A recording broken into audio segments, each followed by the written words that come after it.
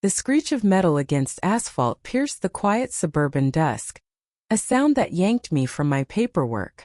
My jeepney rugged, battle-scarred companion was being hoisted onto a tow truck.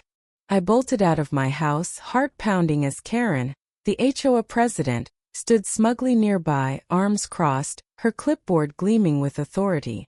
"You parked in a no-parking zone, Lieutenant," she sneered, her voice dripping with self-righteous venom.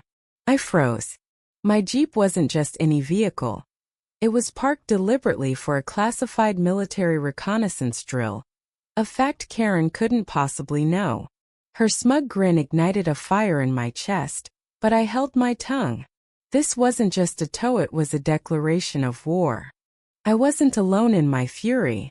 My neighbor, old Mr. Jenkins, hobbled out, his cane tapping furiously.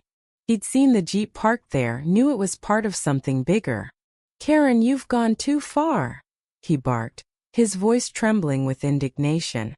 Karen scoffed, waving her HOA rulebook like a scepter. "Rules are rules," she snapped, oblivious to the storm brewing. Unbeknownst to her, the Jeep's GPS tracker was pinging a secure military channel, alerting my unit. I clenched my fists, knowing the truth would hit her like a freight train. This wasn't just about a parking spot, it was about her overreach, her need to control everything. I'd spent years serving my country, and now some HOA tyrant thought she could tow my mission-critical vehicle? The audacity burned. As the tow truck rumbled away, a low hum grew in the distance. Headlights pierced the twilight, and 3 military Humvees rolled into the cul-de-sac. My squad, led by Captain Ramirez, stepped out, their faces stone-cold. Karen's smirk faltered as Ramirez approached, his voice calm but lethal. "Ma'am, that Jeep is government property, parked for a classified operation. Release it. Now." The crowd of neighbors, drawn by the commotion, gasped. Karen stammered, her rulebook suddenly limp in her hands. Then a twist. Mrs. Larson, the quiet librarian who never spoke at HOA meetings, stepped forward. She'd been secretly recording Karen's tirades for months, documenting every petty power trip. "I've got it all," she said, holding up her phone, her voice steady. "Karen's been extorting fines, targeting anyone who challenges her." The crowd erupted, their murmurs turning to shouts. Karen's face drained of color. She was cornered. The confrontation escalated fast. Karen, desperate to save face, doubled down, shrieking about community standards and disrespect. Ramirez didn't flinch. He signaled, and a soldier retrieved the Jeep from the tow yard in minutes, its tires screeching back into place.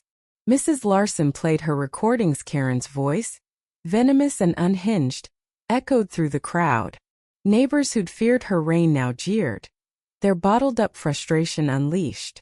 Karen tried to flee, but the tow truck driver, now aware he'd been duped into towing military property, blocked her path, his own anger flaring. "You lied to me, lady," he growled. The truth was out.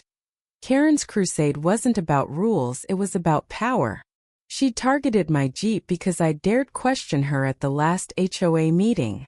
Her empire was crumbling, and the weight of her own arrogance crushed her.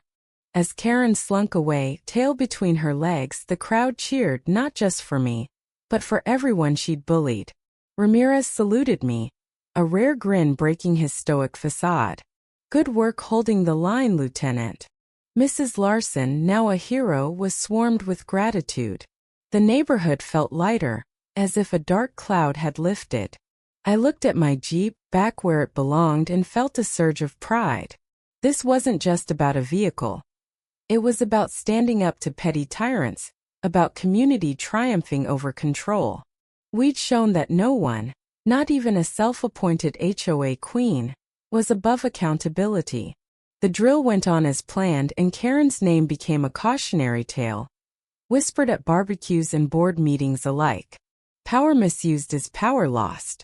So, what do you think was Karen's downfall? Justice served, or did we go too far? Share your thoughts. Where do you draw the line between rules and righteousness?